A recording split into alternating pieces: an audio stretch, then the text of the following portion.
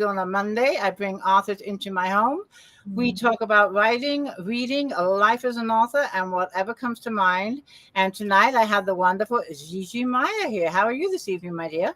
Oh, thank you for having me on. I love the way you say Gigi. That's ZZ. Gigi, Gigi. Gigi. It's so sexy. I put Hey, that little accent in there. I love it. I love it.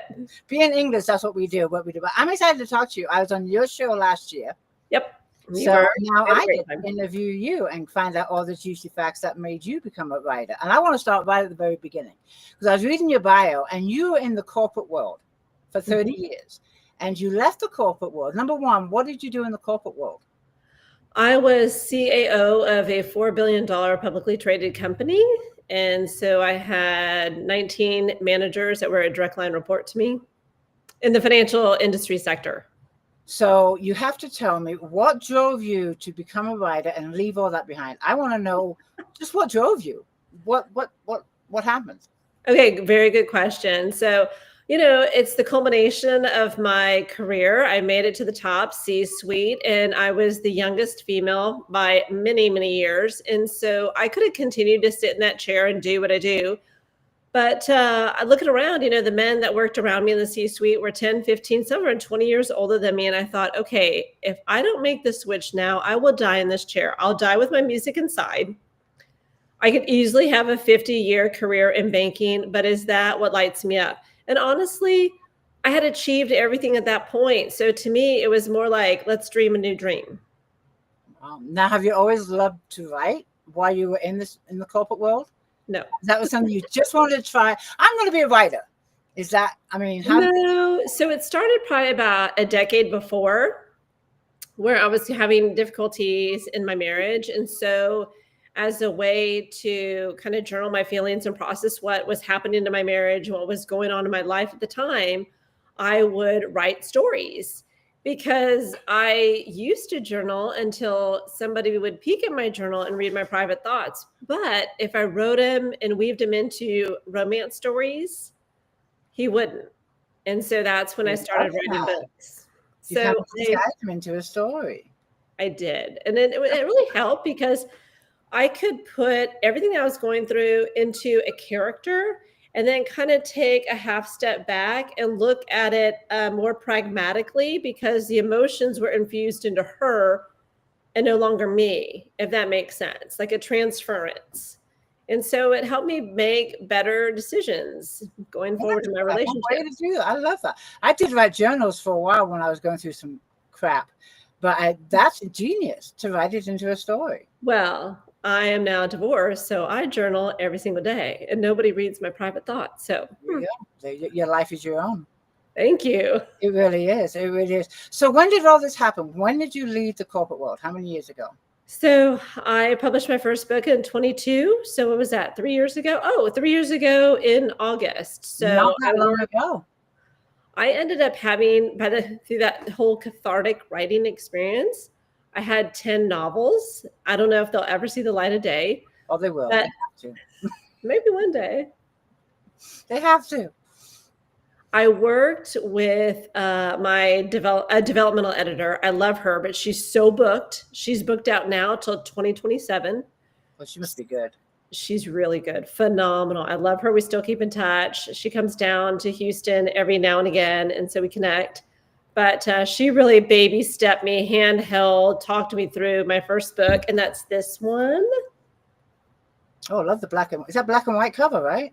It's like black and kind of, I don't know, canvassy. I don't see too many black and white covers or canvases, so they always pop for me. They always do. It's her eyes, right? They tell a story. Now, So what genre is that? I love it. No. So this book has like very little spice. It's a romantic suspense. So she gets kidnapped by the cartel and there, she has to escape somehow. Wow. So how many books have you written? I think I just published my 13th novel. In years. In 3 years. I wish there was more. I have so many ideas of like hot guys. I just need to get them out. I know, but you're prolific. So how many books you write in a year? Like 2 or 3, 3 or 4? Okay, so my goal is to publish 5 to 6. So I'm kind of slow this year. I only have 2 out so far. I'm publishing my 3rd, which is Whiskey Throttle. It's my spicy reverse age gap biker series, and that comes out in August. Now, okay. So your first book, the one that Coyote, that is a standalone, correct? Yes. That's a standalone. And then from there, what was after that book? I stayed in that dark romance, and I wrote Tomlin. Look at these covers. Now, do you have a say in these covers, or? Oh, yeah. So I had a wonderful UK graphics designer, so you'll appreciate that. And so she's phenomenal. J.M. Walker, and she is an author, but I don't know if she has anything recently. She's had to take a break because, life. But she's done these covers for my dark series. And I mean, don't we all love a good looking man like that? A mystery one too. Oh, I know. I'm not showing the face. He's kind of enigmatic in this book. That's why his, cover is, his face is covered. Right. And then I'm going to move my thing over. And then it's 1 love story, 2 books. And so he's much more open. So this is a duet. It's a duet. It's a duet, but actually that's called the Canyon series, and it's a dark romance of 4 books. Okay, and when you say it's steamy, from 1 to 10 being erotica, what's the steam level? Oh gosh, I'd probably say like a 6. Okay, because these are a lot. I mean, they're thick, but it's a slow burn, and it's more dark romance. There's tons of content and trigger warnings, and you have to go to my website because the list is everything. Everything that's ever been horrifically done to a woman are in these books. Really? Is there a reason why you decided to write a dark romance and with those trigger warnings? Because that's what happens to women every day. I mean, it's totally reprehensible. It's horrific. And so I wanted to show that even though bad things happen to women, we're not unworthy of love. Right. If you've been a domestic abuse survivor, or if you've been, assaulted, you're still worthy of love. That's true. And I went through an abusive relationship, so I know what you're saying. Yeah. Mm-hmm. Yeah. Okay. And as females, we take on way too much responsibility, and we blame ourselves. And I did this, and if I was just this way, or he would love me this way, and we think it's our fault. Oh, we turn ourselves inside out for men. And so I wanted this series to be like, look, bad things can happen to women, but the human spirit will prevail, and we are lovable. And this book, Hamilton, she is actually she's a woman of the night. It didn't start off that way. That was his childhood friend, high school first love. And so she was going off to Hollywood to become an actress, and, got caught up with the wrong people. And it, unfortunately, now I wrote this way before the whole P. Diddy thing, but it kind of has a very similar thread where she goes up to this Hollywood Hills house, thinking she's going to be on a meeting a casting director, and ends up turning into kind of what P. Diddy was doing. So. Oh my goodness. And I wrote that way before we even knew about all that. Okay, the book you just held up, is that another series, or is that part of the I want to keep track of you? How many series have you written? I'm on my 3rd. On your 3rd. The book you just held up, is that the same series from the book before, or a different series? It's the same series. It's the same series. That's one of the 4. Okay. Whiskey Throttle, the one that is on pre-order, comes out on Halloween, the 31st of October, correct? But I'm going to move it up to August, because I do that sometimes, because it takes a long time to wait. But I hear you. And I'm so excited. What my worst problem is that I'm the worst marketer of my books ever, because the second it's done with all my developmental editor, and then it goes over to my line editor, and then my formatter, I'm like, oh my God, y'all have to read it. Blech. And you just put it out there. I do. I'm terrible. I'm terrible about that, because I get so excited and I love it. Anxious to have read our books. We spend, for me, I spend anywhere from 6 months to a year on a book. I can't pop out 4 like you, so I admire you for that. but we're anxious to get it out. We're just anxious after working on it for so long. I want to pause real quick because we have some readers joining us. I want to say hi to them. And again, I'm talking to Gigi Meier. If you have any questions for Gigi, go ahead and put them up in the comments, and I'm going to go ahead and get to as many as I can. But let's say hello to some of our readers. We have Virgie here. I don't like to ignore them. We have Elaine.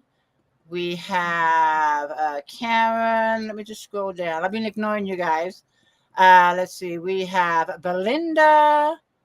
We have Lori. We have Karen. Well, okay. Well, here's a question for you from Karen. What motivates you to write? It's a good question. So I meet people. One thing I find people fascinating in like the human spirit, like there is so much badness that happens in the world all over, right? Like we're lucky we're American women, or we're women in developed countries where we do have to watch, like, don't go down that dark alley. Right. But we're not in the Taliban. We're not in Afghanistan. We do have rights. We do have goals, dreams, and then it's up to us to achieve them. I find that fascinating. I want to learn more about people. And so I tend to write people that I want to know more about, or I want to explore, or I want to figure out. Like peeling away the layers of an onion when you get to I'm know so someone. curious as to like, why is Tina the way she is, and what makes her tick, and what makes her think that way. And I'm really fascinated by people that fall in and out of religion. You know, like I'm a 4th generation Lutheran, so I'm a woman of faith, but so many people get turned off by the church. So many people don't grow up in the church and they seek the church. And I'm like, what is this that we're all looking for? Because over the time and fabric of humanity, we're the same. Everybody wants a good, happy life, long life. They want to achieve their goals and dreams. And be successful. Yeah. And be successful. Every country, everybody wants that for their family. And sometimes people take a detour. Some people take a U-turn to get back on track. Sometimes you work in corporate America for 30 years and you're like, I don't want to die with my music inside. Exactly. Yeah. The book that we're talking about, The Whiskey Throttle, this is a series. How many books are in the series? See, that's that one. I haven't, don't mind my Canva. Right now it says October, it might be coming out in August. That is book number 2 or 3. That's number 3, and I guarantee it's coming out in August, because after that I write a twins why choose biker romance. And so I'm so excited. I've been percolating on that one already, but I'm like, girl, get Whiskey Throttle done, and then you can jump over and have fun just hanging out with these twins. Okay, so Whiskey Throttle, what's the name of the series? Bikers of Boston. Is it the same characters throughout? Mm-hmm. So it's 5 guys. Diego is the first one, and that's full throttle. And he is a college student that falls in love with his professor. So that's kind of fun. And they have lots of outdoor spicy scenes. And then the next one that just came out is Dominic, and he's in Pin Throttle, and he is super dark, very delicious. My reader response has been really great because he is a brilliant neurochemist, genius level child prodigy. And so he's been through all the therapy, all the drugs, everyone trying to figure out what's wrong with this kid. His parents are not, lovable. They just want to raise this genius. And in walks this TV criminologist to ask him for help on a case. And he has such contempt for her. Like, come on, you're like a celebrity darling. You're, one of those. And she figures him out, nails him. Oh, she just gets it. And he's like, this blows my mind. After all these years of therapy and all these professionals and the best of the best, it takes a TV criminologist to figure me out. So that one is this one. Now, is this still the same steam level, about a 6 for the series? Oh, no. These are way up there. Yeah. How much of a way up there? Are we looking at? I like to write spicy scenes that are about 5,000-6,000 words. Like, we're gonna deep dive into feelings and body parts and his reaction and her reaction. We're gonna get really intimate. Oh, interesting. And all of your series, do you need to read them in order, or can you just like pick up a random one out of the series? Okay, so the Cougars and Cubs series, which is just that, older women, younger men, that I feel like you can read more out of order. You can pick one up and just start there. The Dark series, this one, Canyon series, you cannot. You have to read it in order because it's such a tight cast of characters. And that's what I love about it. So when I went to the Bikers of Boston, which is my third series, I wanted that same tight cast of characters. You can read them out of order, but it's so much better if you start at the first and go through, because you will fall in love with all these different personalities and egos. And you're like, they shouldn't work at all. It's a, group of 5 bikers that are all college students or in, college or graduate school based in Boston. And you're like, they shouldn't be friends, but they're the best of friends. Interesting. I like that. Okay, I'm going to pop up a few more comments from readers and questions. You've got Elaine. She says she loves watching you on Instagram also. Yay! And then we have, let me see, Tara. She says, hello, Tina and Gigi. Again, I'm with Gigi Meier. Gigi, I like saying Gigi. I like the way you say Gigi. Let's see, we have Krista. She says, hello. If you have any questions for Gigi, put them up. We got one here from Lori. She says, are any of your characters like a favorite male MC based on your husband? No way. That's a shock. No. However, I have a Facebook reader group that I just started, and I put it up to them because in his dad, in Pin Throttle, his name is Dominic, right? So his best friend in Whiskey Throttle is dating Dominic's mom. Obviously, they don't know about it. There's going to be this huge explosive scene where he's like, are you effing kidding me? My mom?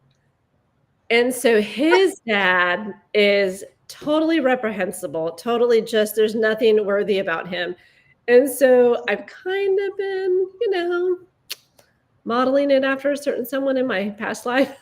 Do you do that a lot with your characters? Do you kind of pick not pick, but does a character tend to grow with somebody you've known in the past or based on somebody you've known? So when I first started writing, I thought that was the case. But honestly, and Tina, you probably understand this, anyone that's ever written a book, at some point, your characters start walking across the pages. They just tell you the story, and then you become like a court reporter. You're just dictating.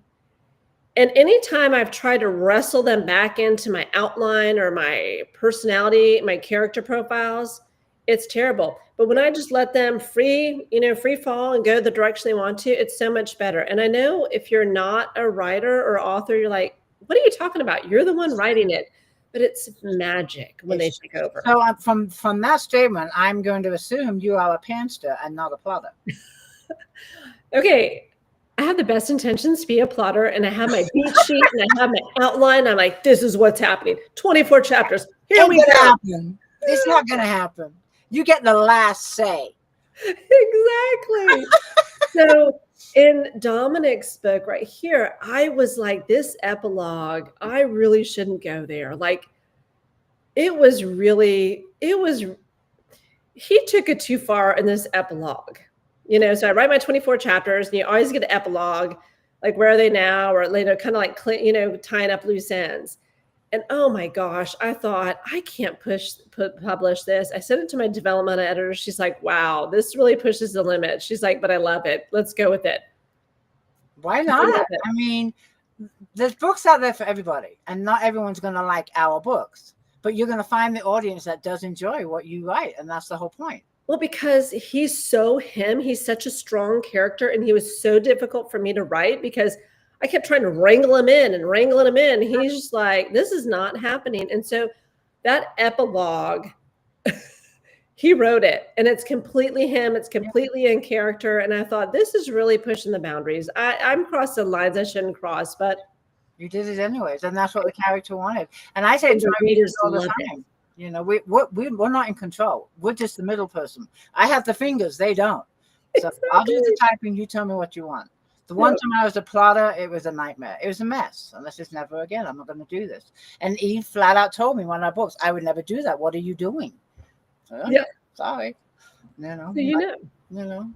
Anyways, Laurie has a question. We're still on the characters right here. She wants to know who is your favorite character in each of your books. In each of your books, tomorrow. Let's just go with a couple. You've written a lot of books. Okay. I have one, and it'll take me a minute to find her cover, but Isla. Isla is the 4th book in the Canyon series.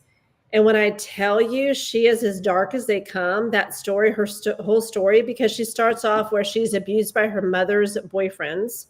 She runs away. She's exploited by this trucker who does even worse things to her. And then she's finally rescued by the main character in this book, who's this really mouthy, foul-mouthed, tough chick, rescues her at a truck stop. And then she, finally grows up. She has these 2 gay adopted dads that are super loving and perfect. And then she goes to New York for school and falls into another abusive relationship. Because I interviewed domestic violence victims for this series. And the cycle that repeats itself is so tragic and so common that women will get out of an abusive relationship and then end up somehow back in it. And I wanted to situation. Yeah. Or they're just afraid of change. Yeah. It's all they know. It's the only kind of love they know. As toxic as it is. And it's so sad. It's so tragic. So I love her. She's so strong. She's in all 4 of my books, but she gets the last book and she looks like a clown. A clown? You say clown? Yeah, I have to find that cover. I should have had it pulled up. But because she's into Broadway, off Broadway production. And so while he's kind of seducing her, he's created this woman named Marcella, who's the main character of his play. And he's actually seducing his character, but using her body. And so that was pretty disturbing. There are some really disturbing, intimate scenes in there. And some you can't tell if it's her now in New York or her back then with the abusers. Oh, wow. Interesting. But this good friend named Gabriel, because he's her savior, so I had to name him Gabriel, obviously, shows her what true, compassionate, good quality, nurturing, healthy love is. Wow. So, I know. It's my favorite. Do you read what you write? I mean, like you write dark romances, you write steamy romances. Do you read the same kind of books? I read it all. I shouldn't say that. Romance is a humongous umbrella. And I try to read as much under it as I can. I've been reading Why Choose because I have to write my first Why Choose with the twins. And so I'm like, I don't know how to. Whoa. Okay. And Lori has a question regarding authors. She would like to know, who are some of your favorite authors to read on whichever downtime you have? Oh, well, let me just go to my app and I will tell you on my Kindle. Okay. I like Juliet Banks. She is really good. You want to talk about prolific. Oh my gosh. How many has she written? She has like 50 titles out in the last 4 years. 4 years? Book a month. A book a month. How do they do that? I don't know. I would like to peel back the curtain and ask her. I like, Kitty King. If you like erotic, she has some good stuff and some spicy stuff. Ruin Willow. So Ruin Willow writes really erotic, and she even has an erotic podcast. And she'll even do, for lack of a better word, like stand-up comedy, improv. Right. She'll do improv erotic storytelling on her podcast. Okay. I know. So there's some, let's see. I'm trying to look through my list here without my glasses on. Oh, Melanie Harlow. Everybody loves her. Everybody loves Emily Henry. We all love her. Mm-hmm. Sadie King. Sadie King writes a lot of short romance. So if you only have a few, like an hour or two, she writes spicy shorts. And I like that because sometimes, if you have kids or you have Carline or you just short stories. Yeah. Short stories are nice. So I have a bunch. Oh, there you go. I want to put this up from Tara. because of the subject matter that you write. She wrote this. For over 20 years, my first husband beat me physically and mentally. It took me a long time to know I was worthy to be loved. He wouldn't let me leave. He died in 2018. I can relate to what you're talking about with your books. I just wanted to pop that up there. Oh, Tara, I am so sorry. Y'all are the true warriors. You are silent victims. You carry the scars where no one else can see, and you keep on moving on. And I find that so inspiring because although I haven't been touched with any sort of abuse at all in my life, there's so many women that have. And I hate that for you. I hate that for the women. I just don't think that's fair. And I feel like telling these stories allows us to kind of bring the power back to us, right? It changes the dynamic. So it's our story that we want to tell, and that we're not owned by these men that think they have ownership over us. So very well said. Bless your heart, though. I'm glad that you're. I want to put that up there. And then I see my editor is here, so I want to put her comment. And her comment is, spicy is great. Oh, yeah, it is. Okay. And then we have Lisa's joining us. I didn't pop over earlier. Say hello. I want to put myself, or you put us, in a day of Gigi, because you've written a lot of books in 3 to 4 years. You're also on Instagram Live a lot. You like to read. So how is a normal day for you? And where do you find time to write all these books? Do you schedule yourself throughout the day? I want to just get some little insight. Oh, I have to. I'm a single mom. I'm an only parent household. And so I want to kind of take a step back. When I made that jump and leaving my golden parachute, those golden handcuffs, I was like, am I effing crazy? Because I got 2 kids to raise and like, how old are your kids? I'm sorry. How old are your kids? Well, now they're 18 and 16. And so I have an 18-year-old fashion model who she just got back. Well, we did New York Fashion Week. We've done Miami Swim Week. Wow, nice. Very successful. And then I have a 16-year-old son who is an athlete. And so he's played 3 sports since he's 4. He's 16.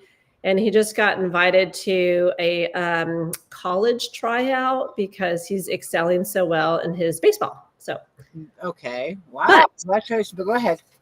Yeah.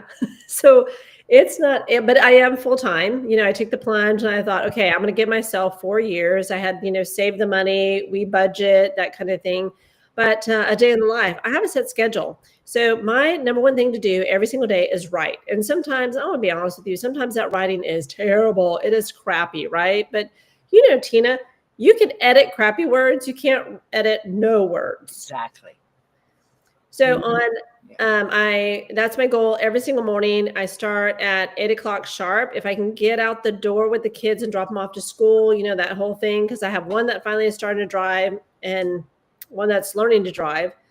And so that's my goal in the morning. I do my podcast, like pitching and all my podcast work on Mondays. I do my newsletter on Tuesdays. I have a podcast that I have, the Gigi Meier podcast, which is about reinvention at any age, because I want to help people with what I've learned, specifically women, because I feel like between motherhood, marriage, work, we put ourselves last. We're like in that back seat of the car, and we need to learn that, you have to put on your mask first before you can put on the mask of others. So I have that podcast that's on, comes out every Wednesday.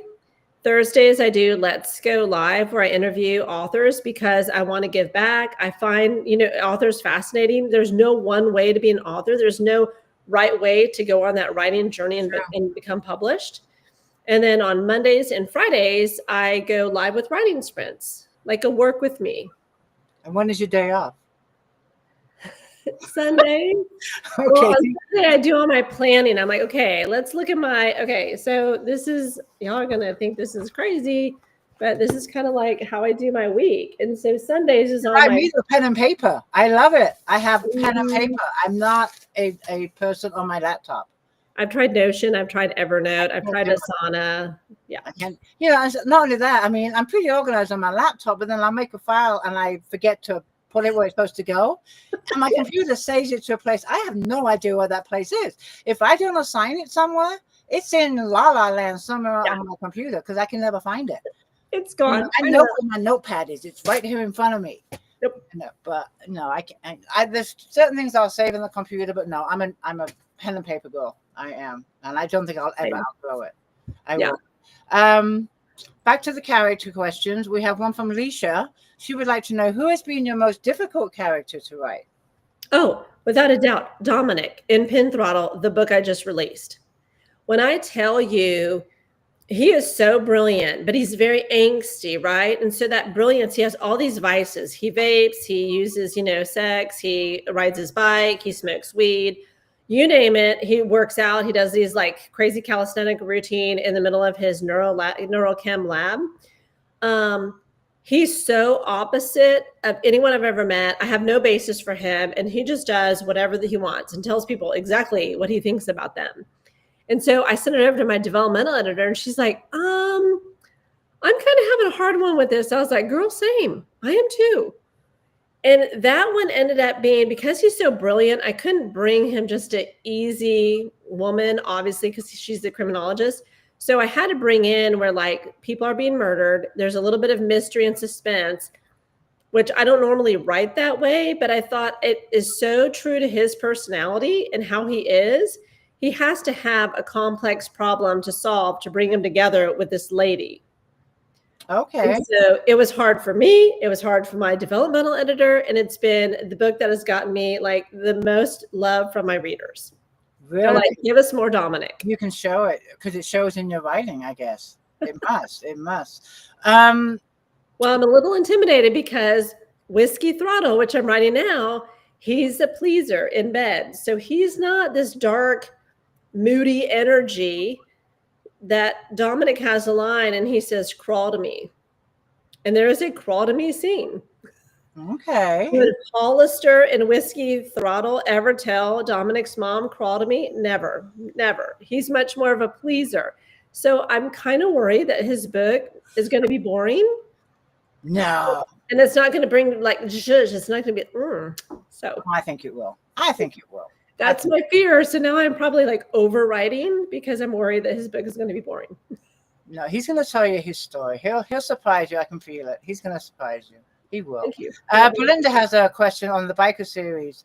She would like to know, do you know bikers or did you just have to do a lot of research? I'm gonna knock y'all socks off of this one. I had to do research on Diego. He is the first book in the series called Full Throttle. Every scene, every spicy scene is outside. 2 of them are on a bike. 1 scene is on an ATV. 1 scene is in the back of a truck bed. Okay, we get the logistics in the back of the truck bed. Right? Piece of cake. The other ones, I literally am having to watch those kind of films to dissect and break down. Like, okay, well, can the weight hold 2 people? And if you like thrust, can it still hold up 2 people? Or like, how aggressive can we get? Or what are the positions that we can fit? And how she doesn't burn her calf on the muffler or what? I mean, yeah. So You have to watch your viewing history on your TV. I did a lot of research. Fun research, though. Fun Logistics. Okay, we might have touched on this a little bit earlier, but I'm going to pop this question up for you. Karen would like to know, do your characters talk to you all the time? All the time. All the time. Even when you're sleeping? In the shower, when I'm driving to the dealership because I had a car problem today, you name it, all the time. And some of them are louder than others. Like I have this hopeless romantic. He's so stinking sweet, named Giovanni. And Giovanni is in the Cougars and Cubs series. And he is the glue that holds all those boys together. And he is so sweet. He's the one that talks to me the most. And Belinda wants to know, still on the same subject. Oh, wait, it went away. Here we go. Do you ever wake up during the night and an idea comes to you? And I'm going to add, or a character talks to you. Oh, yeah. If I show you my notes app in iPhone, it says dream. And I have a zillion dreams. Now, a lot of them, though, are very dark. A lot of them are like Stephen King. And I don't read that genre. I don't read it. I don't watch that kind of stuff. But yeah, it is. I was trying to get to it. See, like you can see like dream. I don't know if you can see. It's kind of, but anyway, there's like dreams. Yeah. So yes, I do wake up in the middle of the night. And you'll reach for your phone, go to your dreams, and write down in the middle of the night? Blurry-eyed, I dictate. Oh, I can never remember my dreams. oh, Never. I can't remember. I don't even know if I dream or not. I would love to remember mine. They're horrifically graphic. Like they are horrifically graphic. We went to marriage counseling and my ex brought up, he's like, you should hear her dreams. And so I told my therapist and we did all this kind of cognitive CBT, cognitive behavior therapy or something like that. And he's like, I'll get them to go away. I'm like, I still have them, divorced, peace in my heart, right, woman of faith, you name it. But they're all like spiritual warfare. Yeah. Oh, in fact, one of the 10 that are in my vault that may never see the light of day is actually 4 books. And it's where she doesn't know she is the Antichrist, but she falls in love with the devil's son. Oh my goodness. Now, how long ago did you write? How long ago did you write those? The ones in the vault. How long ago? Mm-hmm. Oh, so Angel Kiss, Demon Curse, all those probably have to have been, well, let's see, I've been divorced 8 years. So those would have been maybe 10 years ago. And you don't think you'll publish them? Okay, so see this, hold on. I'm spilling all my secrets to y'all. I am, I love it. So if you see this little wings, yes, this is a promise to myself that I will eventually publish that series. I love it. You got to let us know when you do. I feel like I have to be a better writer. I have to be a better author because it's paranormal and it deals with a lot of, I don't know, like religious subtext and sometimes that can turn people off. Mm-hmm. But I really want to do that service. I want to do that series good because she ends up dying because she's the Antichrist. So she has to, so anyway. Now, all of your books are pretty much romance, whether it be dark romance, motorcycle. I mean, there's so many. We talked earlier about subgenres of romance. Do you think you'll ever write any other genres, or romance is it? This is where. So 10 of those books, 3 of them are horror. Oh, the first 3, the coyote one? No. And the 10 that are in the vault, that may need to. Okay, gotcha. One is like this man in the yellow house, and it's down the street, and you hear this doctor who murders his kid, chops him up brutally, right? But this new guy who is new to the neighborhood, who lives like, let me think, up the hill from this yellow house, doesn't know the story, and nobody will tell him. But all of a sudden, the doctor who was killed himself in that house after he murdered and chopped up his family haunts him. And so he starts seeing things that really aren't there. And he goes to his neighbor because he's new to the neighborhood. And he's like, there's this guy who drags this axe bloody down the street. Can't you hear it in the middle of the night? Doesn't that wake you up? And everybody's like, what are you talking about? They know, but they didn't tell him. And so so anyway, that's one of my horror. And it's amazing ideas. That was a dream.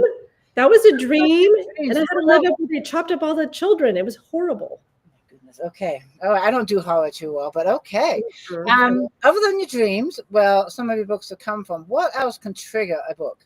I mean, you said you had hundreds of ideas for future books. Oh, okay. You go to a restaurant and someone walks by and they may have, there was this one time, this hostess, she was so cool. She had these colorful tattoos, a full sleeve, pink hair, and a septum ring. And I thought, man, I want to write her. Like, she seems just like a badass woman. I want to write her.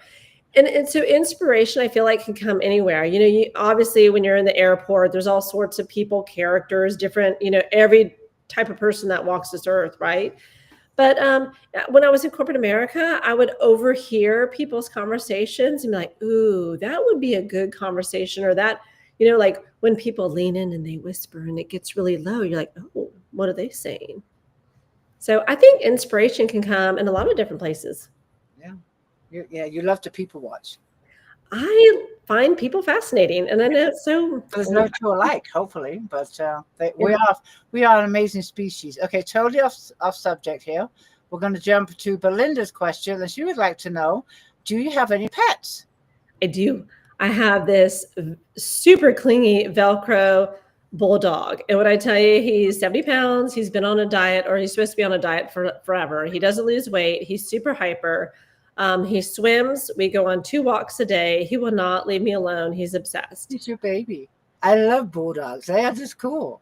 He is like laid back. They're just, well, you say he's hyper. You say he's hyper. He is the worst dog I've ever had. He's my 8th dog. He's my worst dog. He doesn't care. He's my 3rd bulldog. So I know the breed. We've been through 8 rounds of training at Petco for dog. We even hired this like ex-military dude for doggy training. The boy does not listen. The man does not listen at all. He'll run across the street, almost get hit by a car. I chase him around. My neighbors, they all know him. Actually, one of my neighbors knocked on the door so she could see him because she's been sick and she hadn't seen him in a couple of days. Sounds like my dog Jack when he was a puppy. He's starting to mellow out a little bit now, but Jack was a handful. He still is. But yeah, this little dog is 5. He's how old is Jack now? 18 months, something like that. But he was bad. Is your dog in any of your books? Okay, there is a dog in this one. Super loyal, but you're not going to like what happened. Oh, I don't want to know. And my developmental editor, that amazing one who's booked till 2027, she's like, people are going to hate you for this. I was like, I know, but if you've ever had an animal, they are loyal. Like they will do everything in their power to protect you. Yeah, she's like, I know, I have several, but yeah.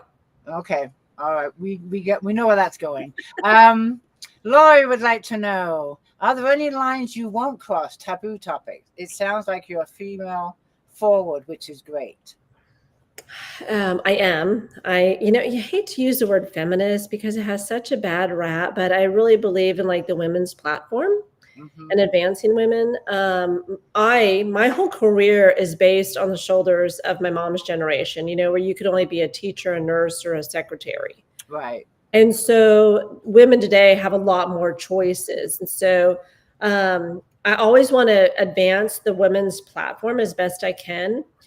I don't necessarily like surprise pregnancies because there are so many women that struggle with their pregnancy journey and IVF, and some just, are not successful. And so that becomes a trigger. And I've had a couple readers reach out to me in advance saying, hey, do any of your books have pregnancy? And they'll share their experience with me, which is really a sacred space that they'll trust me enough to do that. And so I don't know if I'd ever write that. There's also, if it is abuse, I write abuse kind of, but I can't go where the woman doesn't have power or there's not a way out. That's some of the pieces, this one, towards the end, it's a cartel romance and it gets pretty gory and pretty brutal, but it's her fighting back.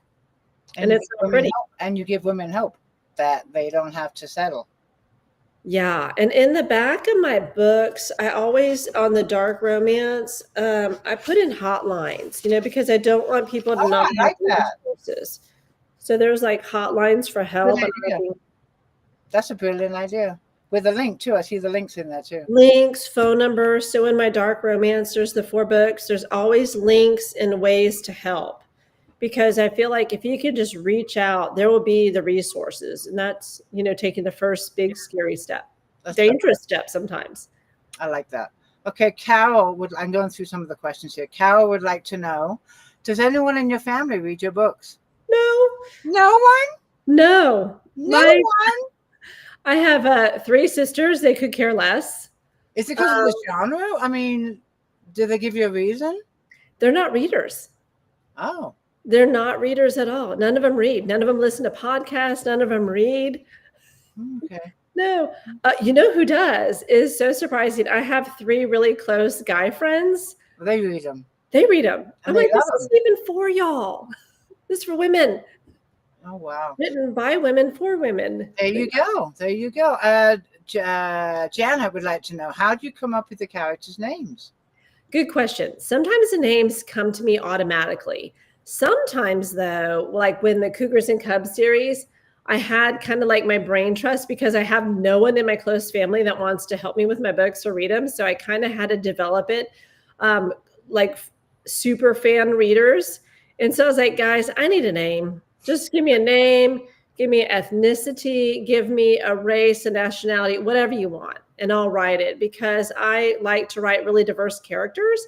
But at the same time, I need to do my research to make sure I am not writing into a stereotype. So I do have my alpha readers, which are also my sensitivity readers, because I am a Caucasian woman. I want to write other races, religions, nationalities, ethnicities, but I want to make sure I get it right. Makes sense. When you start writing like book one of any of your series, do you know it's going to be a series when you start, or does it just the character? No. I always write series because what I learned about myself when I wrote Coyote, and one day I'm going to rewrite this book because there is the military involved, right? So I want to write their stories. And that's what I learned on this book is that I don't want to keep writing standalones because I fall in love with the cast of characters. And if I only write a standalone, I only get them once. And so when I create a world, I want to hang out in the world I created. I want to hang out with the boys and the girls and like, hey, y'all, like another friend. Yeah. I tried writing a standalone my last book, but it's a series. I've never written a standalone. I don't know how, and I've established that now. So I've established. Why do you think that is, though? I'm sorry. Why do you think it is for you? I think because, well, a couple of reasons. It's the characters. Mm-hmm. They want their own book. Yeah. They don't want to just be a part of the whole book. They want to be the star, and also me. I don't want to let go. I think part of it is I don't want to let go. I'm not ready to let go, and I want them to keep talking to me. So I heard a quote, or I heard a story, J.K. Rowling, who wrote, Harry Potter. That series went on for 17 years. And she said that she had to go to therapy when it ended because it felt she was grieving. I believe it. After my 8-book series, the Sabella series, it was a bittersweet moment. Mm-hmm. And I'm like, am I really going to end this now? And when I wrote the last book, it's like, that's it. But never say never. That's all I'm going to say. If I miss him that much, who knows? Who knows what's going to come of it? But but it was really difficult. It was really hard. Mm-hmm. Yeah, I can understand her saying that. I really can. I'm going to put up this comment from Alicia. Kind of an interesting question, but I'm going to put it up there. Have you ever been somewhere where one of your characters talks to you and you answer them and people that are around you hear you? In other words, you talk to your characters out loud. Okay, I did this on a walk because I was trying to work out, like I told you, I have 24 chapters in this epilogue and everything has to line up. And so I was walking one time trying to work out, okay, well, chapter 17 is this and 18 is that. And I'm talking with my dog and I didn't even see this neighbor on another street. And he's like, are you on the phone? Because a lot, the long hair and people have earbuds. And I was like, oh, no, I'm just talking to the voices in my head. And he's like, I see him. He lives a street over. And I see him outside all the time with his kids. And he's always just like, let's go inside, kids. My dad was a writer. And he would just get into his total character mode. Oh, I mean it. I mean, he would come down to dinner like a totally different person. And we would have to ask him, who are you today, Dad? Which character are you? And he goes, oh, I'm, go into character mode and tell us who it is. And then he goes on to a long explanation what he's going to be doing in the book. Like, you asking that question, you just open up a floodgate, because then there's the whole discussion about the book over the dinner table. You know who does that, but for acting, Daniel Day-Lewis, like The Last Mohicans and Lincoln. He's a method actor and he'll stay in character the entire time. So it kind of reminds me of him. I got to ask you, being both writers, do you ever, when you're writing, like with both pansters, do you have a conversation where you talk out loud as you're doing dialogue and see how it sounds? All the time. Okay. Because I do all the time. Yeah, I'm writing 20-year-old guys. And so sometimes I'm like, okay, they don't speak that way. And because I'm raising an athlete, oh my goodness, the amount of back talk and sports talk. And they're constantly just trash talking each other. Mm-hmm. So I try and add that more into my series. I'm like, okay, back it up. This is how 20-year-old guys talk. That's it. That's it. Yeah, yeah. I have to say it out loud and see how the conversation flows back and forth between the two characters. Belinda writes, "You really have me curious, and now I want to read all these books. You need to publish them." And she's talking about the one in the vault there, but the Antichrist. That's one she's talking about. Yeah. So if for someone that has, you're a new author to them, which book would you recommend they read first, and a reason why? Okay, so if you follow me on Instagram, it sends a link and it says, "Hey, the first book in this series is free. Just go here and download it." And I have that free for this one. I have it free for Paulo. Paulo is the one that's the first book in the Cougars and Cubs series. And the reason why I do that is because I don't want women to go in with any kind of surprise. I'm like, look, this is what you're going to get.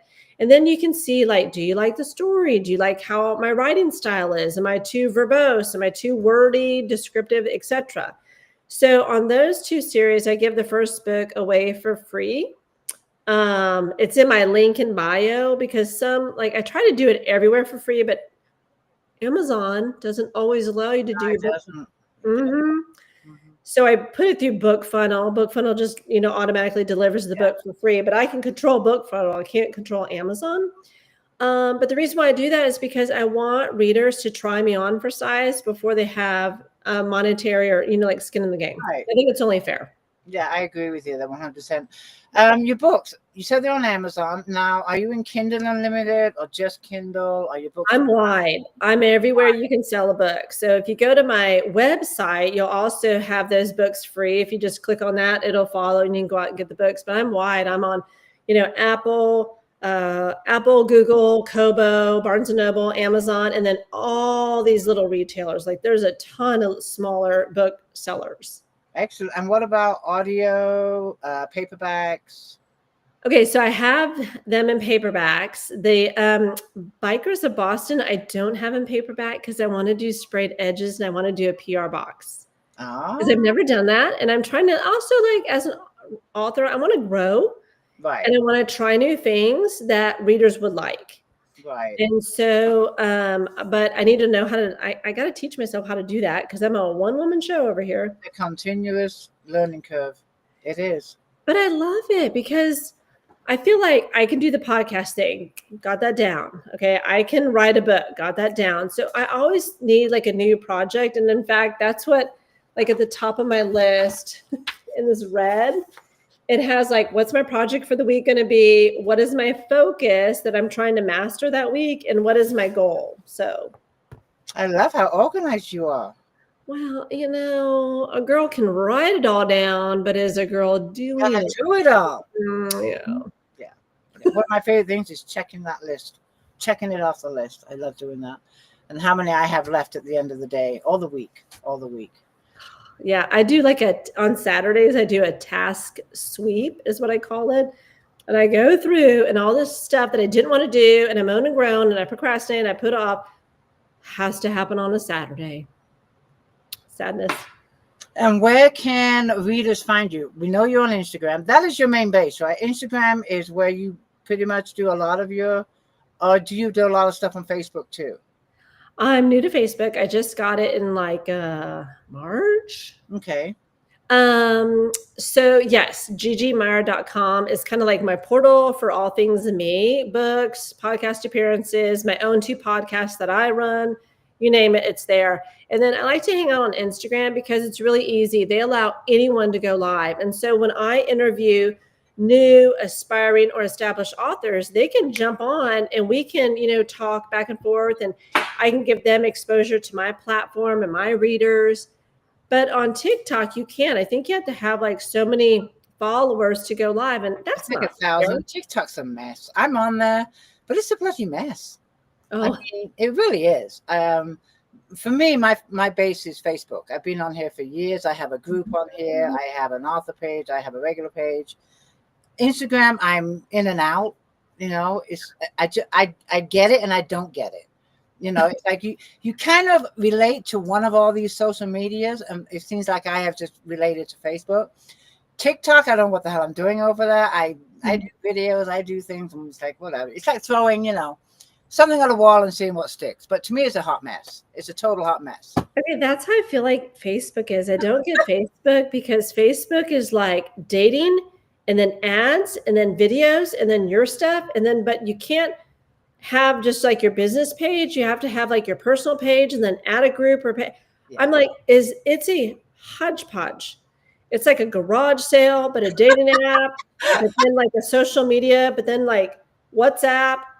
So I'm like, Facebook, who are you trying to be? I feel like it's one big identity crisis. That's why I have no idea. I really need to go to like Facebook school because I don't get it. Right. I mean, yeah, most of my book stuff, I post my author page. I have a readers group where it's just a community where I hang out with the readers. I support other authors. We do fun games. We do events, stuff like that. And then my personal page is just my dog, Jack, lately. You know? It's what it is lately. It all depends what's going on in my life. But what I don't like about TikTok and sometimes Instagram too is the algorithms. If I'm like on TikTok doing my book stuff, and then all of a sudden I find something that just, you know, I watch more than 5 seconds, all of a sudden it's all over my feed. It's like you have to change these algorithms. And somehow I'm on the Kardashians. I don't watch that show. Nothing against them. It's just I'm not their target audience. Right. But Instagram is like, yes, you are. And now you get nothing but them. Yeah. So now I'm starting these separate pages, like on TikTok. One is for my Sabella series, a romance series. Yeah. I am going to look at nothing but romance and readers on that page. Then I have, you know, on the regular author page, which is where I do chats and stuff like this. But it's like I have to train these algorithms when I'm on this identity. 100%. I look at nothing but this. It's just crazy. It really is. You know, but. I know. I feel like social media is not for me. I love the connection. I love the community. I love being able to jump on live. But I have interviewed authors and they're like, oh, did you look at the analytics of how that reel did? And then analyze. I was like, why? No, I don't do that. I'm not made for this social media. I just want to connect with people like we do here. That's all I want. Exactly. And then I'm getting notices that whether it's Facebook or Instagram, that they'll automatically go to Lemon. What the hell is Lemon? I saw that. I'm like, I cannot do another. Like if I hired someone in their 20s, they could be like, got it. I can do it all. And I would be like, that's because you're brilliant and you can do it all. But no, it's me. I'm not 20. This is it. But Gigi, I could talk to you for another hour. This has been fascinating. I love chatting. Thank you so much for having me. But we do have a giveaway. So I want you to tell our readers about the giveaway. And then I'm going to do one, which I do all the time too. So I'll hand it over to you real quick for the giveaway. Yes. So I'm so excited about my Bikers of Boston series. As you guys can tell that I don't have it in paperback yet because like I told you, I want to do PR and book boxes, but I wanted to give away the ebooks for Full Throttle and Pin Throttle because those are published, they're out. So I wanted to get those ebooks and give those away to you guys so you can fall in love with those bikers the way I've fallen in love with them. And then you'll let me know if I did a terrible job with the Whiskey Throttle that comes out in August. Oh, no. What was it? The Full Throttle. And what was the second book again? Full Throttle and then Pinned Throttle. Oh, Pinned Throttle. Okay. Well, thank you so much. I will go ahead and find the winners for you. One winner, 2 books, correct? One winner, 2 books? I don't know. Maybe we should do more. No, I just want to verify. You're giving away. Only do 3 winners. How's that? Lucky number 3. I'm saying 3 winners each get 2 books. Yeah. Oh, aren't you generous? Wow. I mean, they're fun. I love them. I got to share these boys. They're so great. I hope they love them. Well, thank you so much. I will announce the winners in a couple hours. I will message you. And but they can't leave bad reviews. I'm joking. I'm kidding. I don't. What is the best way for the winners to get a hold of you? Instagram, Facebook. How would you like them to reach out and give you their personal information? Okay. If they're on Instagram, you can DM me there. My DMs are always open. However, not everybody's on Instagram. So my email address, gigi@gigimeier.com. Super simple email. I have it, and I will give them the directions for that. That's been wonderful. It's been a wonderful chat. And I'm doing my giveaway, which is the $5 Amazon gift card. All you need to do is share this video from my author page on Facebook. tag me to let me know you shared it, and you will be in the drawing for a $5 Amazon gift card. Gigi, it's been a fantastic chat. Thank you so much. Joy hanging Any out last with you. words before we sign off? No, thank you to all your ladies in here and everybody that's attended. I see these comments and I'm just like, oh, can I screen record them? Because you guys are like hype team. And I need that because, you know, tomorrow morning at 8, we're back to writing Whiskey Throttle, which I think is my boring book. I'll go ask you real quick. How many hours do you spend a day writing? Okay, so my goal right now, because I took a week off because we had to travel for baseball tournaments and that baseball college tryout. So now my back is against the wall. I have to write 4,500 words a day for the next 10 days to meet my deadlines with my, you know, because you got to get in with your developmental editor and your line editor and all that. So if I'm good, I try and write 3,000 words a day. Wow, that's impressive.